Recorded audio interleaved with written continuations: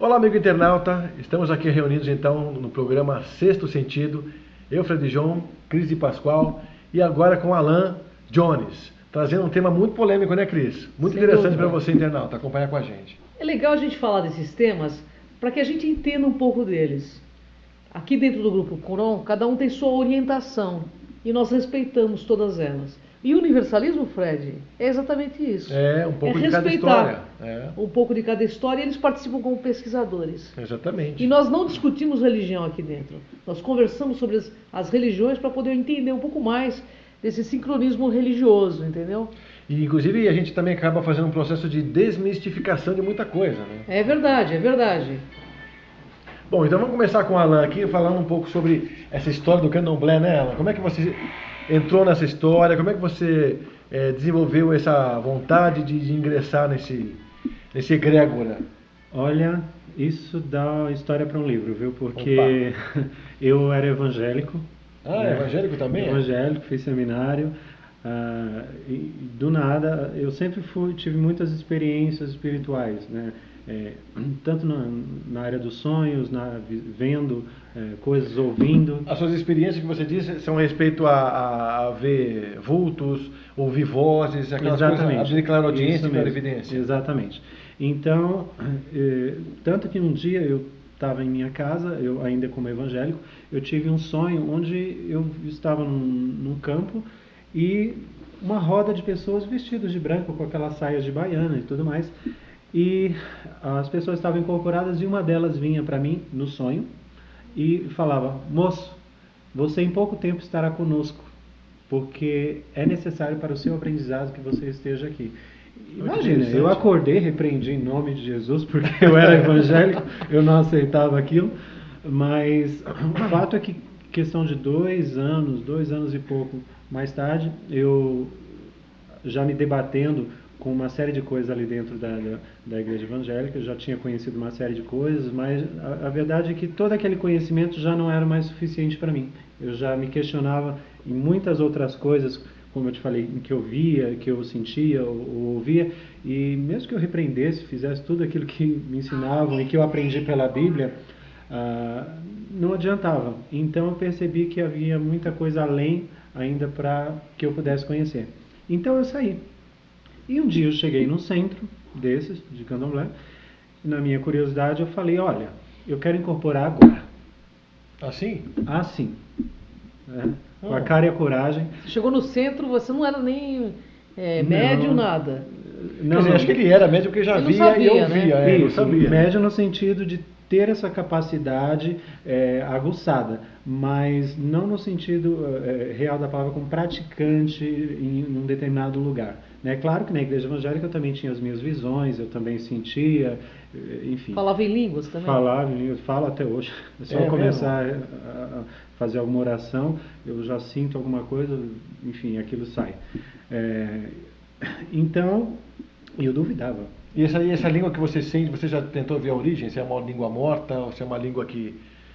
Porque tem muito disso, né? Às vezes você resgata uma língua que já veio de outras vidas. Sim, sim. De outras histórias. Havia, no tempo que eu frequentava a igreja, várias pessoas que tinham línguas da atualidade, por exemplo, falavam uma língua coreana sem nunca ter entrado em contato, e havia pessoas que interpretavam sem nunca ter tido conhecimento ou entrado em contato com aquele idioma, né? Já aconteceu isso comigo, de repente em oração eu começo a falar uma determinada língua e uma pessoa ali está interpretando algo que é para a vida de outra pessoa, a pessoa que está do meu lado. Olha que interessante isso. Muito interessante, é onde me dava base, porque a princípio eu falava: imagina, esse povo está louco. Era muito estranho. Agora você chegou no centro e incorporou o quê? Então, eu cheguei lá e falei para eles. A princípio, eu não fui direto no candomblé, eu passei pela Umbanda. Né? E eu cheguei lá e falei estava tendo um toque, né, o que eles chamam de toque, e eu cheguei para uma entidade, uma pessoa incorporada com uma entidade, e falei: olha, eu quero incorporar agora. A entidade olhou para mim assim e falou: tá bom. Né? Me puseram no meio da roda e chamaram, né, as entidades ali, até que eu senti uma energia que veio sobre mim, e aquilo me travou, mas eu estava plenamente consciente. Eu sabia o que estava acontecendo, mas eu não conseguia me mexer. Eles me chamavam Alan, Alan, e eu queria responder e eu não conseguia. Então, aqui com o meu entendimento, eu pensei, tem coisa aqui. E agora eu quero fuçar, eu quero entender, eu quero compreender, porque eu estou vendo que realmente existe. Então, dali em diante, eu comecei a desenvolver ali dentro da Umbanda, foram vindo entidades que recebem determinados nomes ali dentro, né? O primeiro que veio foi justamente um cigano, né? O cigano Juan, por quem eu hoje sou tarólogo, jogo cartas. E a partir daí foram vindo Exu, foram vindo Baiano, enfim, outras entidades. Mas quando você sente que tá chegando uma entidade nova, você sente a vibração dessa entidade também? Como é que você sente essa incorporação? Como é que acontece? Para quem é leigo, que quer entender o processo, né? Como é que acontece isso fisicamente em você, vibracionalmente? Então, você usou bem o termo, porque é um processo. Quando a sensação eu sempre tive, desde pequeno, né, quando alguma entidade encostava, ainda que eu não a visse, eu sabia que ela estava ali. Sabia a altura, sabia a largura, sabia se era boa ou ruim, pelo que me causava. Às vezes dor de cabeça, às vezes tristeza, às vezes uma euforia imensa.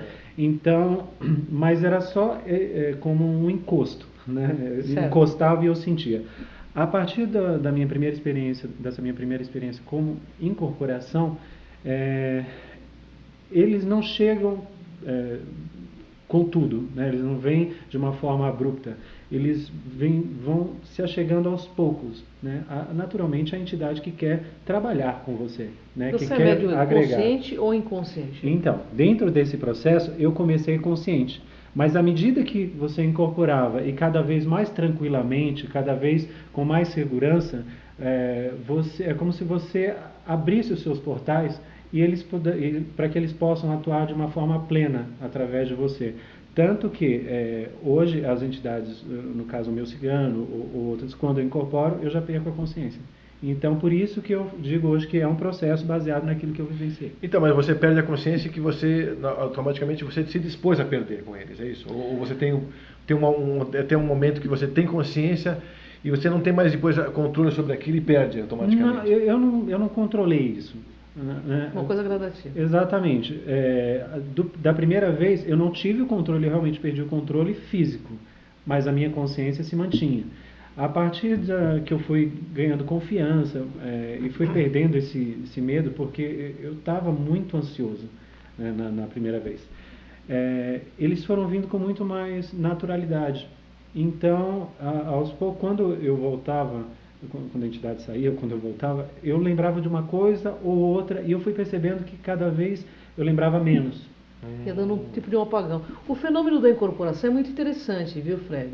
Eu já participei de Umbanda, muitos anos atrás, e era médium de Umbanda.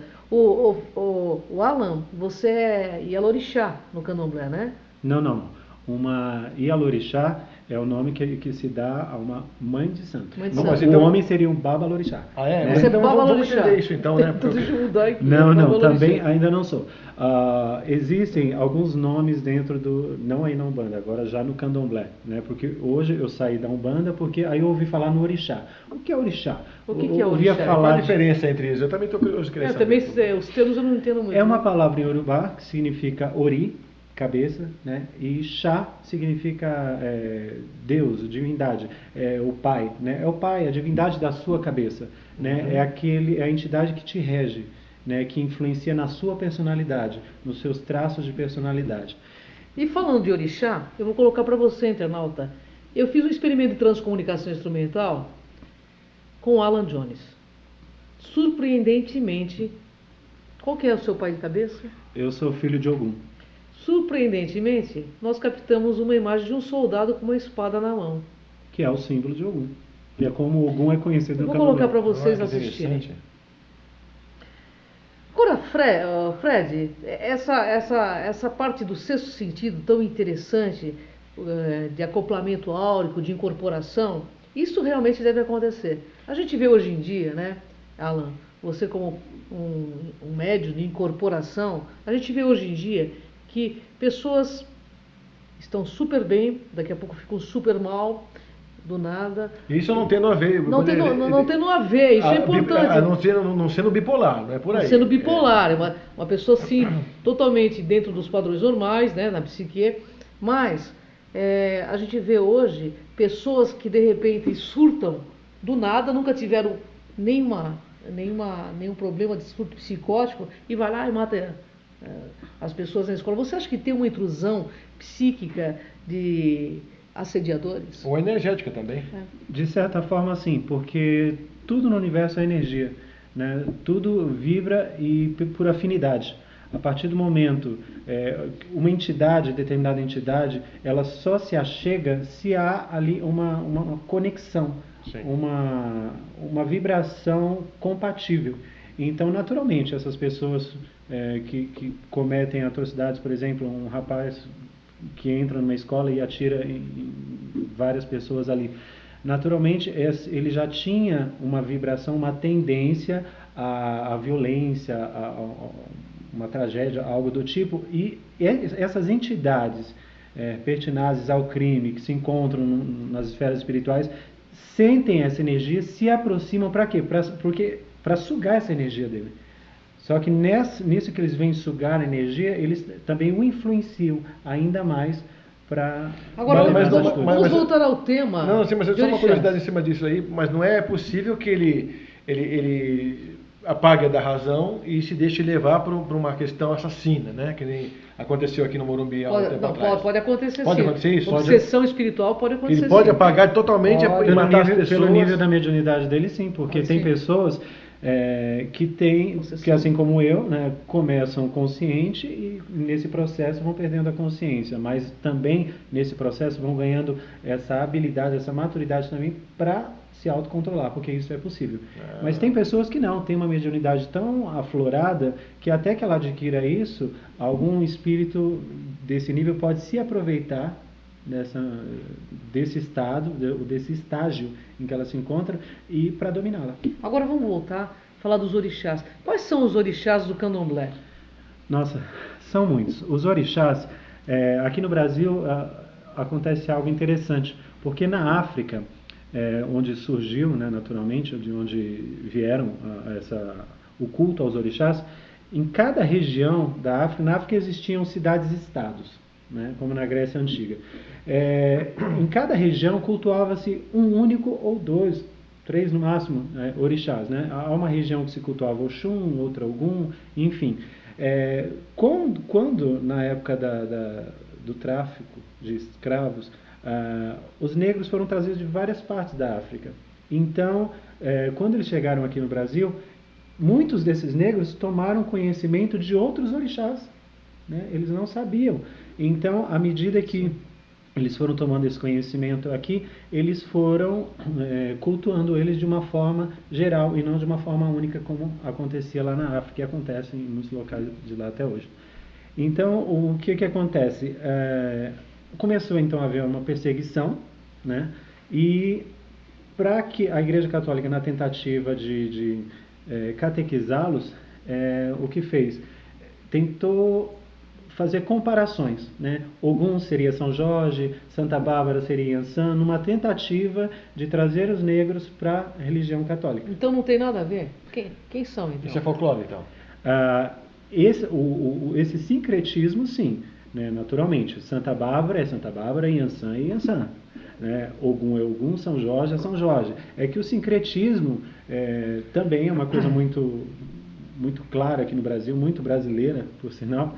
Então, ele ajudou também, de certa forma, a expandir a religião, que sofre muito preconceito hoje. Mas, se você for num centro de candomblé e conversar com o Babalorixá ou com o Pai de Santo, e for numa Mãe de Santo, o Pai de Santo, dentro da Umbanda, você vai entender que são coisas diferentes. Tanto que na Umbanda existe uma outra linha de marinheiros, linha de baianos, linha de caboclos, pretos velhos, que não são cultuados pelo candomblé. No candomblé, nós temos hoje aqui no Brasil em torno de 16 orixás que são cultuados. Né? Entre eles os mais conhecidos, Exu. Né? Exu sim é um orixá, e existe o Exu orixá e o Exu escravo do orixá. Ah, né? a diferença é grande então. Exatamente. O orixá é como se fosse a divindade, né? E o Exu e a Pombo-gira, não é pomba, é pombo-gira, seriam os seus escravos, são os seus servos para fazerem as suas vontades, né? Então, dentro do xirê, que é o canto aos orixás, né, dentro de um culto de candomblé, canta-se o xirê. Tem uma certa ordem dos orixás, que começa então por Exu. Por que Exu? Porque Exu é o que guarda a entrada, é o que guarda a porta. Então ele deve ser cultuado primeiro para que ele guarde o local. Guardião. Logo depois vem Ogum, porque Ogum é o orixá dos caminhos, é o orixá da prosperidade, né, ligado ao ferro, ao metal, irmão de Exu, inclusive. Logo depois vem Oxóssi, né, ou Odé, né, também chamado de Odé. Oxóssi é caçador, também irmão dos outros dois, né, é o provedor, né, habita nas matas, enfim, muito ligado às matas. Esse muitíssimo cultuado no Rio de Janeiro, na Bahia, né. Logo depois vem Xangô, que era rei de Queto. Xangô é o orixá da justiça, carrega consigo um machado, né, de dois lados, mostrando que ele é imparcial, ele corta dos dois lados para estabelecer a justiça. Temos muitos outros orixás, inclusive femininas também, né, são chamadas as Iabás, né, o orixá feminino chama-se Iabá. Temos Oxum, né, que é a senhora dos rios, das cachoeiras, né, da prosperidade. Oxum é feiticeira, né. Os filhos de Oxum são pessoas com uma mediunidade muito alta. Temos aí Nanã. Nanã é a orixá mais velha, é a senhora da morte. Temos Iemanjá, que é a senhora dos mares. É a mais conhecida, né? É Mais muito conhecida, conhecida, também cultuada, muito né? cultuada. Oxalá, que dentro do sincretismo seria Jesus Cristo, mas como eu falei, não existe. Jesus é Jesus, Oxalá é Oxalá, que é o maior dos orixás. Quando o Lorum havia criado toda a terra, ele estabeleceu a Oxalá para comandar toda a terra e os demais orixás. E por aí vai, tem outros orixás, tem o Xumaré, nós temos Obaluaê, nós temos Euá, temos Obá, temos muitos orixás. Uma pergunta, Alan, a respeito então da linha quando a gente fala sobre 2012, o que se vem, qual que é a postura que se toma no Candomblé ou no Umbanda a respeito dessa nova atmosfera que a gente está respirando já a partir de agora? Então, o Candomblé ele tem uma postura diferenciada quanto a essa questão de evolução, né? Eu digo, é uma religião que não tem cobranças. Por quê? Porque ele simplesmente aceita a pessoa como ela é. Se a pessoa, por exemplo, é filha de Ogum, Ogum é um guerreiro, então é uma pessoa que naturalmente é mais briguenta, tem um temperamento mais forte, então simplesmente aceita essa pessoa daquele jeito, porque ela carrega consigo as características do seu orixá. Então ela é assim porque ela é filha de Ogum, né? Oxum é muito mãezona, quer abraçar o mundo. Então as pessoas que são de Oxum se são muito emotivas, são muito mãezonas, são assim por ser filhas do Oxum. Então assim, como cada um adquire características do seu orixá, simplesmente aceita essa pessoa como ela é e não acredita que ela vá conseguir mudar ou vá mudar, porque assim como não se muda o orixá da pessoa, ela também não vai mudar. E aceita-se ela como ela é. Ah, entendi. É diferente a questão. É toda Interessante. diferente. Eu gostaria que nós estamos nos nossos finalmente aqui, Fred. Alan, deixa uma mensagem baseada nos orixás para os nossos internautas.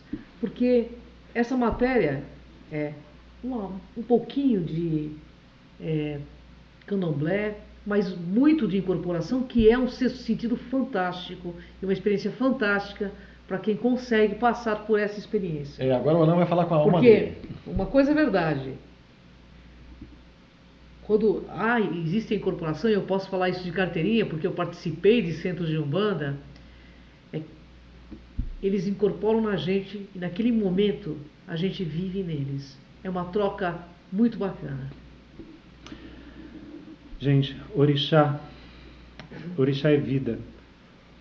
Quando você incorpora o orixá, é como se você estivesse de frente com a sua própria e real identidade e sentisse único e poderoso, né? Como nunca, né? O orixá ele consegue trazer isso, né? Essa aceitação, né? Foi isso que eu consegui através da descoberta do meu orixá, né? Dos meus orixás. Eu exatamente sei como eu sou, né? Eles me ajudaram a me conhecer e hoje eu sou uma pessoa melhor por causa disso. Então a mensagem que eu traria para os nossos internautas é: conhece a ti mesmo. Essa frase já é velha, né? Sempre bem cabível, né? Mas se conheça, seja através dos orixás, seja através da sua fé que você cultua ou através de qualquer outro meio, se conheça para que você viva melhor. E que Oxalá nos abençoe. É isso aí, gente. Ficamos por aqui então. Até outro programa, pessoal.